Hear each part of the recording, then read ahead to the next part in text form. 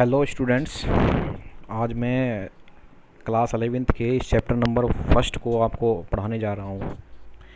आप लोग सभी ध्यान से इसको समझेंगे। सभी इस चैप्टर को पढ़ने से पहले अपने सामने नोट्स ज़रूर रख लें, क्योंकि मैं नोट्स की जो हेडिंग है उन्हीं के अकॉर्डिंग आपको इसको एक्सप्लेन करूँगा वन बाय वन।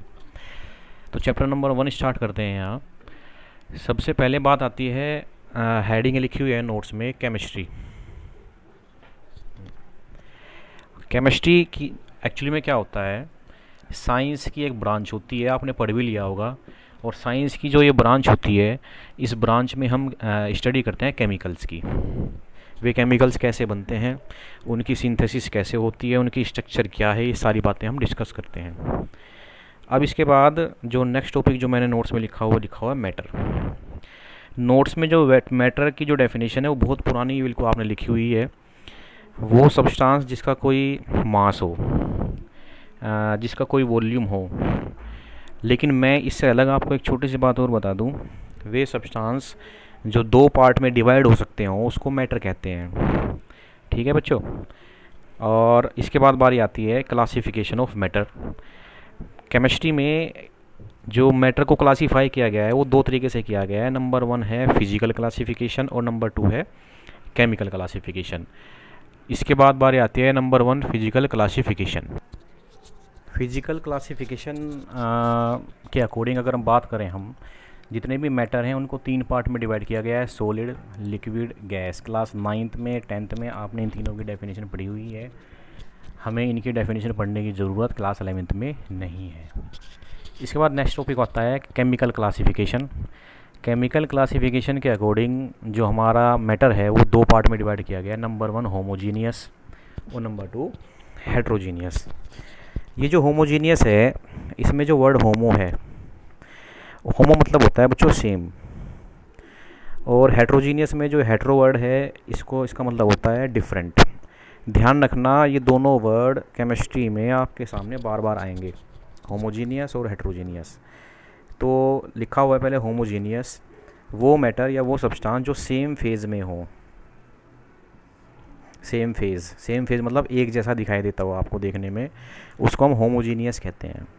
इसके बाद आता है हेट्रोजीनियस, वो सब्सटेंस जो देखने में आपको सेम फेज़ में ना दिखाई देता हो, जिसमें देखने पर ही आपको पता लग जाता हो कि कहीं ना कहीं उसमें 2 चीज़ें हैं। जैसे मैं आपको एक एग्जांपल बता दूं, अगर घर में हम मिर्च और हल्दी के पाउडर को मिक्स कर दें तो देखते ही आपको पता चल जाएगा कि इसमें कहीं ना कहीं 2 चीज़ें मिक्स हैं, यानी सेम फेज़ नहीं है। इसका मतलब उसे हम क्या कहेंगे, हेट्रोजीनियस। वहीं अगर मैं होमोजीनियस की बात करूं, जैसे मिल्क में मैंने वाटर को ऐड कर दिया, तो देखकर आप बता नहीं सकते इसमें मिल्क कहाँ है, वाटर कहाँ है। देखने में क्या लगेगा आपको, सेम। इसलिए इसको हम क्या कहेंगे, सेम फेज़। इसके बाद आता है नेक्स्ट पॉइंट हमारा प्योर सब्सटेंस।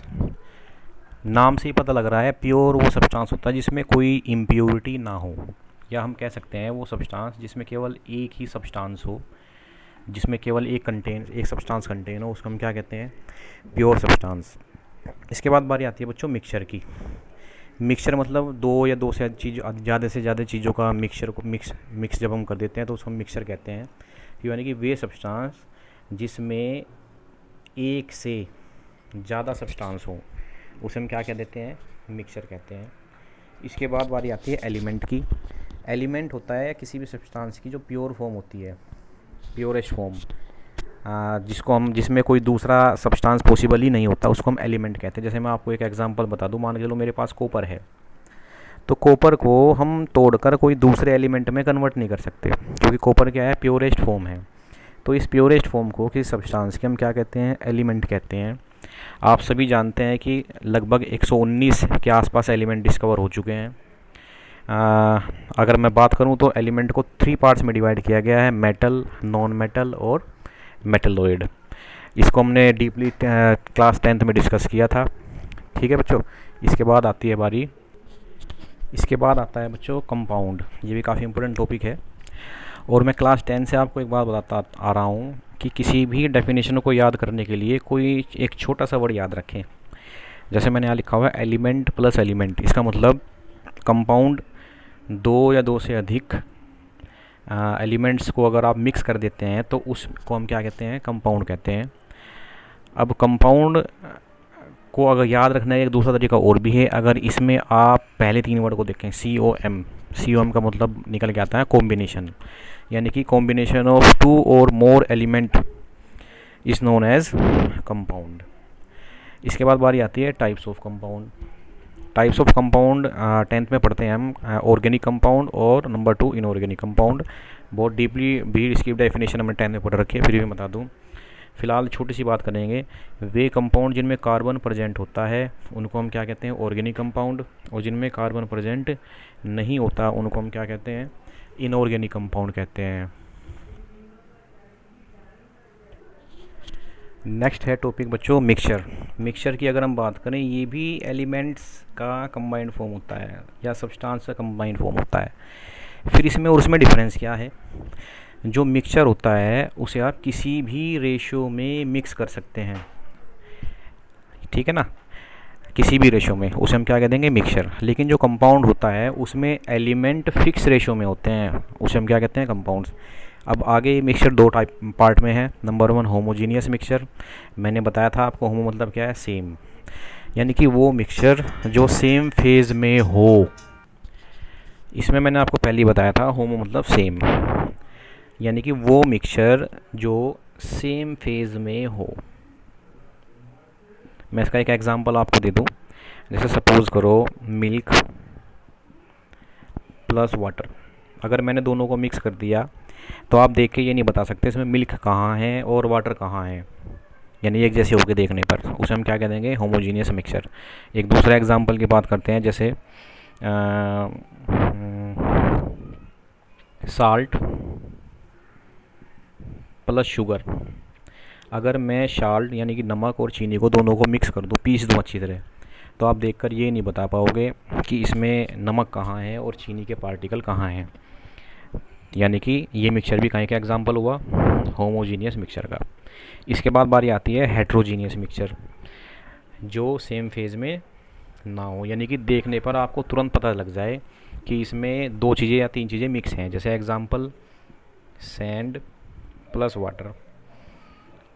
रेत अगर आप पानी में मिला दोगे तो आपको तुरंत पता लग जाएगा पानी अलग है और रेत अलग है। जैसे वाटर प्लस ऑयल, दोनों को मिक्स कर दो और दोनों को मिक्स करने के बाद आपको अलग पता लग जाएगा कि ऑयल और वाटर इसमें अलग अलग कंपोनेंट हैं। इसे हम क्या कहते हैं, डिफरेंट फेज़, हेट्रोजीनियस मिक्सचर। इसके बाद आता है एटम। एटम जो टॉपिक है इसको मैं आपको बच्चों सेकंड वीडियो में पढ़ाऊँगा, ठीक है। तब तक आप ये फर्स्ट वीडियो देखें।